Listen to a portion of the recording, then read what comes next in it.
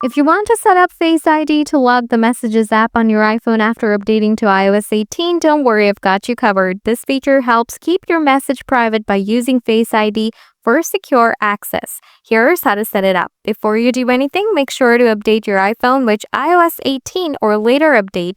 Solution 1. Enable Face ID for Messages. Open Settings, scroll down, tap Face ID and Passcode. Enter your passcode if prompted. Make sure to activate your Face ID or Touch ID. After that, go back to home screen, find out your Message app, tap and hold the Message app, tap Require Face ID or Touch ID, tap Require Face ID again. This will scan your face and will do the Face ID locks. But following these steps, you should be able to set up Face ID or Touch ID to lock the Messages app and keep your conversation secure. If this guide helped, let me know in the comments below.